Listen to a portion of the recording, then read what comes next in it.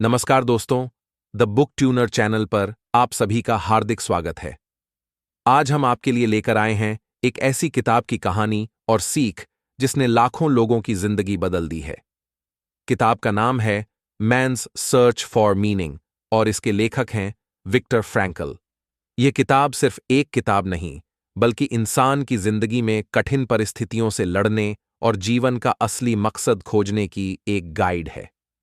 Victor Frankel Austria के एक प्रसिद्ध मनोचिकित्सक और न्यूरोलॉजिस्ट थे, लेकिन उनकी जिंदगी तब बदल गई जब उन्हें दूसरे विश्व युद्ध के दौरान जर्मनी के कंसंट्रेशन कैंप नाजी कैंप में कैदी बना लिया गया। इन कैंप्स में कैदियों के साथ बहुत ही अमानवीय व्यवहार किया जाता था। भूख, ठंड, मजबूरी में काम करना, मारपीट और कभी भी मौत का डर।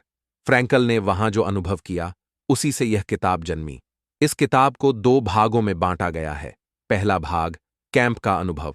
यहां फ्रैंकल बताते हैं कि एक कैदी की सोच, व्यवहार और मानसिक स्थिति कैसी होती है जब इंसान सब कुछ खो देता है, परिवार, सामान, स्वतंत्रता, तब भी उसके पास एक चीज रहती है, उसका दृष्टिकोण, यानी उसका किसी भी चीज को देखने का नजरिया। कैंप में वही लोग ज्यादा समय तक जिंदा रहे जिनके पास जीने का कोई मकसद था। दूसरा भाग है लोगोथेरेपी। यह फ्रैंकल का बनाया हुआ एक नया मनोवैज्ञानिक सिद्धांत है। इसका मतलब है, इंसान की जिंदगी का सबसे बड़ा प्रेरक तत्व सुख नहीं, बल्कि उसके जीवन का अर्थ है। अगर इंसान को अपने जीने का कारण मिल जाए, तो वह किसी भी कठिनाई को सह सकता है। जरूरी सीख एक। फ्रैंकल कहते हैं, जिसके पास जीने का एक कारण है, वह किसी भी परिस्थिति को सह सकता है। कैंप में बहुत से लोग इसलिए टूट गए क्योंकि उन्हें लगा कि अब उनकी जिंदगी का कोई मकसद नहीं है। लेकिन जिनके पास कोई इंतजार कर रहा था, जैसे परिवार या कोई अधूरा काम, उन्होंने अधिक संघर्ष किया और जीवित रहे। 2. परिस्थितियों पर नहीं, दृष्टिकोण पर नियंत्रण। हम यह तय नहीं कर सकते कि हमारे साथ क्या होगा, लेकिन हम यह तय कर सकते हैं कि उस परिस्थिति पर हमारा रवैया कैसा होगा। फ्रैंकल ने देखा कि वही लोग ज्यादा मजबूत रहे जिन्होंने सबसे कठिन हालात में भी उम्मीद और सकारात्मक सोच नहीं छोड़ी। नंबर 3, पीड़ा का मतलब समझना। किताब का बड़ा संदेश है कि पीड़ा यानी सफरिंग का भी एक अर्थ होता है।